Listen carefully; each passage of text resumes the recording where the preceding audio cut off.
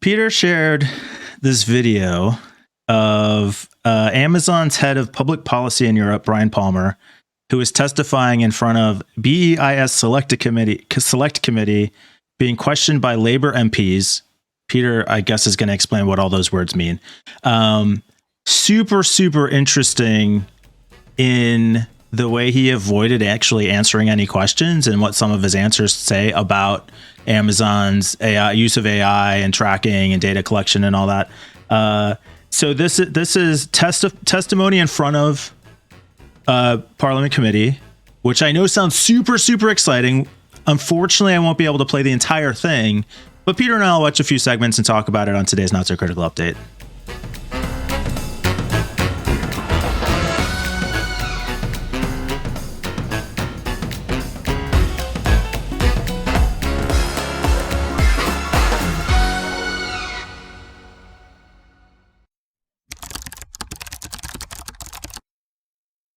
What did all that even mean, Peter? Who are these people they're talking to? A select committee. You have select committees, right? In Congress. Sure. What's BEIS? Business, energy, industry. Okay. Something. Services. System strategy. Research it live. And what is an MP? A Labour MP. What's that mean? Member of Parliament. Oh, member of Parliament. Yes. I was trying to think Prime Minister, Yes. but that would be PM. So I didn't know what was left. Yeah, it's a bit confusing. In Malta, they have PM and PN, which means completely different things, and I always get them mixed up. It's a member of Parliament, someone who's been elected to the 650 odd people who sit in that funny hall and go. Rah, rah, rah, rah, rah, rah. Yeah. Pretty straightforward. So what we're gonna do? I've got a couple segments queued up, and we'll just hear what they have to say. This guy's fucking face, man. Just... Have you carried out any analysis as to how automation has benefited productivity? And then can you also perhaps tell me how do you make sure that the benefits of that productivity are shared with your workforce? So the thing I want to listen to in this segment specifically is just what I would refer to as the usage of weasel words in not answering the question. So I don't know if this is necessarily a segment we have to dig deep into, but I feel like it really sets the stage for the way his testimony is going to go over the course of the next 25 minutes. Again, we're not going to watch the entire video, but this is his answer tell us about surveillance and data communicating the results to the employees. Absolutely. The use of automation or robotics in our fulfillment centers is not designed to replace or automate out jobs. Not designed to replace or automate out jobs. Yeah. He'll come back to this theme a couple times, so remember that. We target mundane or repetitive or physically or mentally difficult tasks. Has it done that? Has it actually, jobs are now done by machines and programs that were once done by human beings? That's presumably happened.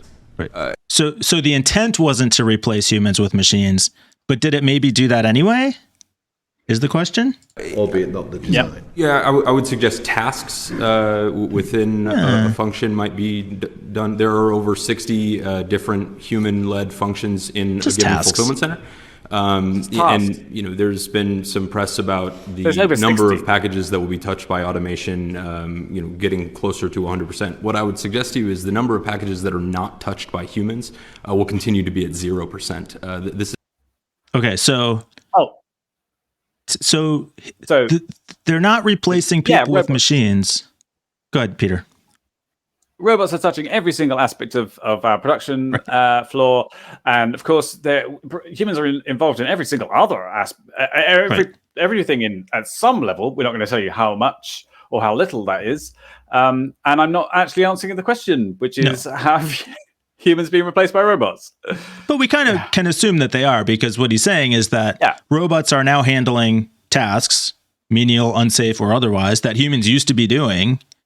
So the humans that used to be doing those things are no longer doing them. Therefore, they have been replaced by the robots. So not very well masked, but really, like I said, just kind of sets the stage for what we're going to see over the rest of his testimony. So the next segment I'm going to bring up is He's talking about the surveillance and the storage and handling of surveillance data. Oh God! We'll see how he answers that. Do this, Mike. Do we have to do? Listen to this no, it's guy awesome because he's rage-inducing. Let's hear it. Let it go. And if you need me to stop for comment, just say so. I'll yeah. Here we go. The focus of the software and hardware that we've been discussing is on the goods. It's not on the people themselves. The focus is on the goods, not on the people. This is another very important point. I mean, we do collect and keep data that is legally required, a next of kin and employment information and things like that. Yeah, and nobody implied otherwise. He's just throwing that in, that some data is legally required. Has nothing to do with the question, has nothing to do with what I'm here to talk about. But, when it's legally required, obviously we do that. We do also keep things like performance data as we, sure, who doesn't work with people and isn't legally required as well. We need to improve. But that data is accessible to those people, and they can request with us or see it in which is legally our required, internal system. We have online tools that are made available to every single employee, and they all have access to that data. Yeah, they have access to it. So let me just play the very beginning part of that again, where he says this. The focus of the software and hardware that we've been discussing is on the goods. It's not on the people themselves. The focus is on the goods, not on the people. He's going to get a follow-up question about that. Let me see if I can jump ahead a little bit here. Monitoring the productivity of the network, the health of the networks that are deployed. The primary purpose of the systems is primary purpose. Monitoring the productivity of the network, the health of the network, so that we can ensure that we're planning correctly and matching capacity and demand, so that even our busiest time of the year, the fulfillment center will look about as it does in July or March. Secondarily, we use these systems for things like inventory control, like any retailer would. Inventory control, access control. The point about looking at performance, that's not where we focus when we deploy these systems. They're not primarily secondarily to identify underperformers. And performance-related feedback is really focused on safety and what we would consider internally quality, not on things like speed or productivity. So let me give you an example. I represent a constituency that has one large Amazon fulfillment center. Right, I'm going to skip over this section. So let's look at. Oh, you want to keep going on this? No, I don't really want to keep going because I hate the guy so much. But it's just it's just that this MP, I don't know his name, but he asks a couple of really. He just doesn't let the point go, and and we'll pick up with him. So the thing the guy said at the end is our tracking is focused on goods, not on tracking people. What we're not doing is seeking to monitor or surveil our people, is what he says in the video. So here, this guy's about to ask a question about performance tracking, and gives an example of, this guy got fired from his job because of performance tracking. And this weasel tries to make the point that, well, he wasn't fired by the AI, which the MP absolutely calls him out on and says, well, sure, he was fired by a person based on the information that the AI gave them. And it's just continued weasel words. But let's see, I think we go for the AI tracking here. Mr. Palmer, documents filed by Amazon to the US National Labor Relations Board reveal that between September 2017 and August 2018, about 300 workers were let go at its Baltimore warehouse for what the company called productivity reasons. This was more than 10% of the workforce. The company's lawyer wrote that, and I quote, Amazon consistently terminates fulfillment center associates for failing to repeatedly meet the standardized productivity rate, end quote. Was that productivity rate based on AI or other forms of algorithmic working? No. So Decisive. Amazon extensively uses AI for other purposes. Why don't you use it for warehouse performance management? And is that the answer that you just gave to our chat? It's a good question. So there are legitimate safety reasons why you might want to monitor employees. There are compliance reasons why you might. There are a lot of reasons why you might want to have this kind of surveillance. Why wouldn't you use it for productivity management? What's wrong with this? Yeah. If it can't be used for productivity management, then why is it used for safety? Because if it's not accurate and not trustworthy, then although he never said it's not used for it, he just said it wasn't their primary intent. But why not? That's right. We don't aim to use it for that. If you were, even if they didn't have AI, they'd still be counting the number of packages the warehouse processes in a day, or how many specific employees process in a day. What's wrong with that? Because the AI gets it wrong in too many situations, and there's no human review. That's what's wrong with it, right? The example that the guy gave about this old guy who explained that he couldn't handle heavy packages and then was fired anyway because the AI said so, basically. Yeah. It was call it age discrimination. That's what's wrong with it. Yeah, it is. And they're saying, no, just we're basing it on data from the AI, and the human actually did the firing. It's all just, like you say, weasel words. It's bullshitting. Yeah, it is. And it's rage-inducing. There was another story. I think the book was called System Failure. I read, and they talked about, I might have even mentioned it before. They talked about an AI system, Amazon, because we talked about Amazon has 1.5 million employees around the world. Yeah. Last week. They were hiring people so quickly, the managers just literally couldn't keep up. So they tried to create this AI system to screen employees better, invested a huge amount of money into it to try to eliminate bias, and found out that it was just as biased as every other system they had. Yeah. Because it's trained by people. It's trained by the same biased people who created the first system. So obviously you're going to get the same results. Yeah. It reminds me of Mana. I was going to say the same thing by our good friend Marshall Brain. It's exactly that. It's one step closer to a dystopian nightmare every day. It's but this makes sense to do it this way, and but it's not. There's a human in the loop, and then it's just slightly more efficient to use it like that. But we only have a 98% success. We have a 2% error rate, so there's a very few number of people are actually affected by these edge cases. And then and then you end up in a situation where everything is completely automated and run by robots, and we're all out of jobs. It seems unbelievable and dramatic, but that's just the way it's heading, one step at a time. And is it anything but inevitable? I don't know. Some days should I it think, be? Maybe it's just the evolution of the world, like we talked about with social media. Some days I'm hopeful, and some days I'm just utterly crushed by the weight of all the bad news that we hear all the time. Some days I don't want to get out of bed because it's so depressing. And the problem is that if you're interested in a topic like this, like privacy and data collection and regulations and shit like that, it's very heavily weighted on the bad news side. There's not much good news that happens. So you could distract yourself by getting into climate change or something. No, I distract myself by doing a podcast with you, Mike. That's how. Where we focus on the doom and gloom. Yeah. Climate change is probably a good alternative. Actually, probably a little bit more cheery. It's a race between whether the whether the icebergs melting will kill us or the robot uprising.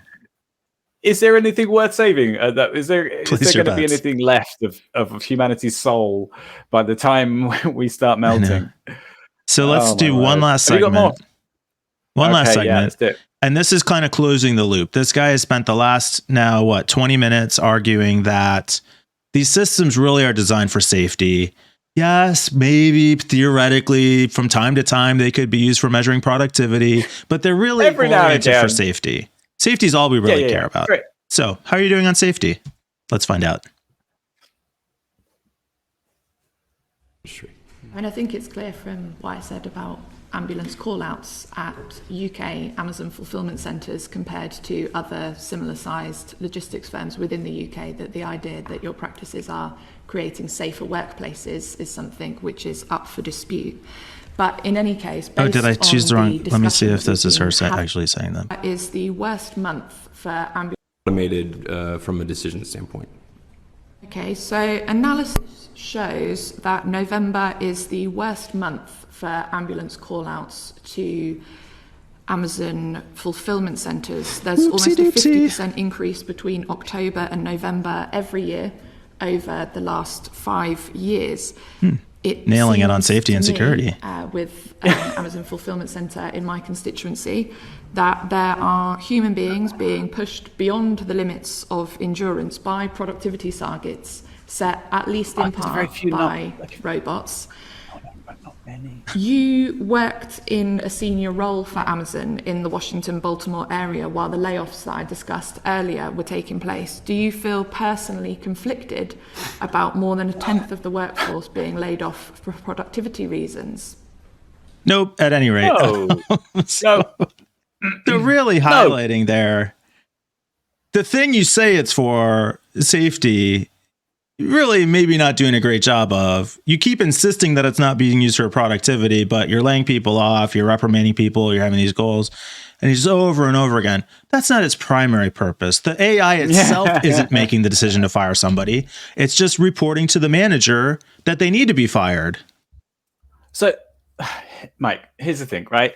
I hate these kind of what do they call them? Public consultation. What was the word again? Special committees or something like Select that. committee. Like select committees. That's it. I hate them because it feels like for a moment that someone's getting their just desserts. Someone's asking the tough questions and they're putting they're getting a bit of blood out of the stone kind of thing, and then nothing's going to happen. I remember, who was it, the guy who in the US, he was pulled up before the House Senate and he kept on saying, I don't recall. Mitch Everyone. Yeah, but then he was like literally every question he's like, I don't recall. And obviously it was stuff that he very clearly should be able to recall unless he had suffered total amnesia. But because he used this like weaselly way of getting out of answering the question, nothing ever happened. And he's still, I think, part of government. And the same thing as this guy, same thing as Amazon. It's not going to change anything. Did feel like maybe comparing it to U.S.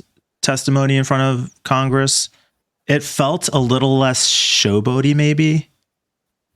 Is that from the? You mean from the politician side? Yeah. Yeah,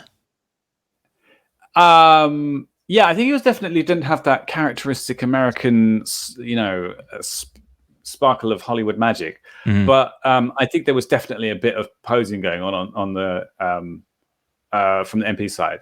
I don't know who these guys are, but I bet you anything that they represent parties with very strong sort of opinions on those kind of things. So it was their job to be like, so they're Labour MPs. Yes, basically, or Liberal Democrats. I'm not sure. Oh, they are Labour MPs. The title of the video says Labour MPs. Yeah. Oh gosh, all right. Well, there, thank you. Yeah.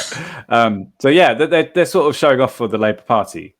Okay, that makes sense. So who would be the other side that would be maybe more favorable to this guy? The Conservatives or the Tories. Oh, okay. And just like in the US, there'd be sort of more centrist and then more kind of far right versions of that. Mm-hmm. People like and there's even further right, which is like Nigel Farage, who was in the UK Independence Party, the UKIP, which is just I don't know. But yeah, is anything actually going to happen from this select committee? Is Amazon going to change anything? No, but I mean, going to happen? Awareness. Guys like you and me see this when I never would have seen this. Hopefully, we turn it into a somewhat digestible form. I want to do more of these kinds of videos, like security experts react, because the internet loves it. We'll feed the algorithm. It's fun and easy for us to do too. There's no articles to read, so that's always cool. I have to spend more time editing, but that doesn't bother you or John. No, not one bit. I have no sympathy there. No, just for the record, Mike does an amazing job, and I have to thank him immensely for all the hard work he does to enable John and me to be lazy. So thank you, Mike, sincerely. Well, feel free to step up anytime. I will be happy to share the load. Yeah, no, that's not good. I don't like not that thankful. Jesus, yeah, I was kidding. let's not go crazy. But yeah, it was interesting to hear. I don't know. It's unsurprising, the weasel words. I guess it's entertaining to some extent, but also like totally expected. They're just what it takes me back to is like the argument is right that like, look, if we can do this, we should do it because that's how we maximize profit, and we're a corporation and that's what we do. My conclusion is capitalism has failed us. Yeah, unchecked capitalism definitely has failed, but I think the idea is it's supposed to be checked every now and again, and isn't that much. The lobbyists are winning. Yeah. Do you know the question at the end about do you personally feel any remorse? Should we listen to his answer? I mean, I can. I still have it queued up. Do you want to hear what he said? Go ahead. Go on then. Let's just. A little bit more. I did not work in the Washington area at that time. I think I was based in Seattle. Me? What? No, me. I never heard of it. I don't know what you're talking about. I don't know about that. And I'm not familiar specifically with the case that you're raising. What I can tell you again is that performance-related decisions are the very small minority of people very small. Leave very small. Never happens. Very small. And it's not a decision that's made in real time. It's not as if you've had a bad day and that's what. Do you feel any remorse? No. Spits out. This is a discussion that is ongoing with the human manager to identify areas where you can improve. Yeah, performance. and to be fair, it is a very small problem. 10,000 people being laid off out of 1.5 million is 0.007%. So that's almost nothing unless you're one of the 10,000. Yeah, it's 10,000 people. Who cares? No, I was going to say that the question was, does he feel bad about these shitty things that are happening in the company that he's representing, especially in areas that you personally were familiar with? And the answer is a yes or no. And he just didn't answer at all. I did that once. I worked for a company that was sleaze bags. They were responsible for putting ads in the back of tabloid magazines where you got to you texted a premium rate number and you got like a ringtone or a background or a little porn pic or something like that, which on the face of it is fair enough. Like they're selling junk, but for a premium rate SMS. But the way they made loads of money was when you texted it, you actually subscribed to a service rather than pay for that thing individually. You signed up for get one every week or something like that. And people didn't realize that, because when you want to get a 320 by 320 picture of some boobs because you're drunk on a Friday night, which is what a lot of these ads were for, you're just like, oh, and then you sign up, and then 6 months later you realize you've been scammed for that, a few hundred quid or whatever. And there was scumbags, this company, that they knew exactly what they were doing, and they were being deceptive about the fact that it was a subscription. And then the rules would change, and it would be like, oh, you have to have an unsubscription option very clearly. So then they would have an unsubscription option, but it would come from a number that you couldn't text back, or they would word it in such a way that it wasn't clear what was going on, and then the rules would change to say, oh, you have to, and they would, every time the rules changed, they just changed their operating practices to just fall inside the regulations, and they were untrustworthy, deceptive assholes and making tons of money. Yeah. And I was there for a few weeks, and at one point I went to the HR person and we were having a sit down, and I said, listen, can I ask you, do you ever feel like we're doing the wrong thing here? That this just not it's not honest, it's not good. And I almost got fired on the spot, because they were like, well, if you don't want to be team player, you don't want to work with the company. We work within the rules, and we work with the regulators to make sure that we're not doing anything illegal. And it was just exactly that kind of response. Yeah. But also, so like for you as an employee, that's relevant. for this guy testifying in front of Congress or this committee, who cares? Yeah. I don't care if this asshole feels bad about coming here to technically not lie to us about the spin he's trying to put on all this bullshit. Like, the government shouldn't care if it's completely irrelevant whether this guy personally feels bad about anything. I don't give a fuck. Fix the problem, do your job, regulate these companies. Oh, for fuck's sake. So I guess that answers my question about the tabloid aspect of these hearings. But it's good to get him on the record. But nobody, like, do you feel bad about it? Oh, my heart goes out to these poor unemployed people. Yeah, I'm sure. Like, I reckon it's ridiculous. He's done a good job. Deflection. Yeah, that's his job. Absolutely. To deflect and not answer any hard questions. So yeah, good job. Well done, mate. All right. Well, we will have Jon back tomorrow. Hopefully, fingers crossed. I think we said that a couple days ago. Yeah.